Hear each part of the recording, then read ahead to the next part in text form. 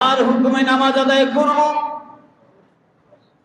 যার হুকুমে রোজা রাখবো, যার হুকুমে হজ আদায় করব, যার হুকুমে যাকাত দিব, যার হুকুমে পর্দা করব, যার হুকুমে সালাম দিব, যার দেখানো পথ ও পন্থায় আমরা আল্লাহর জান্নাতে যেতে চাই, তার হুকুমেই সেক্রেটারিয়েট চলবে, তার হুকুমেই সংসদ চলবে, তার হুকুমেই সচিবালয় চলবে, তার হুকুমেই মন্ত্রণালয় চলবে, তার হুকুমে ব্যবসা বাণিজ্য চলবে, ব্যাংক, জীবন বীমা আর অস্থায়ী বীমা সবগুলো তার হুকুমেই চলবে। তিনি হলেন আল্লাহ।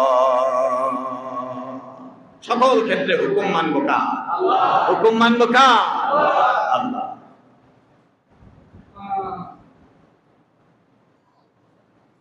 আনারই একটা লোক এসে যদি বলে যে ভাই আমাকে নিয়োগ দিলে আমি আপনার গাড়ি যথাযথভাবে পরিচালনা করব,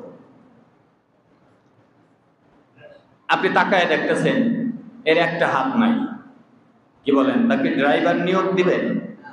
দিবেন? দিবেন না। বললেন না আমি এক হাতেই অভ্যস্ত, আমি পারি। তুমি কি বলতেছো? আমার তো মনে হয় না। তাকায় দেখলেন তার পাওয়ারওয়ালা চশমা আছে। কি ব্যাপার, তোমার চোখে কম দেখো?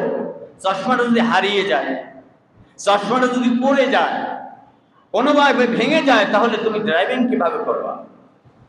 স্যার আমি আন্দাজে অনেক কিছু করতে পারি। আন্দাজে কি ড্রাইভিং করা যায়? যায়? যায় না। বলো শুনে শুনে করবো।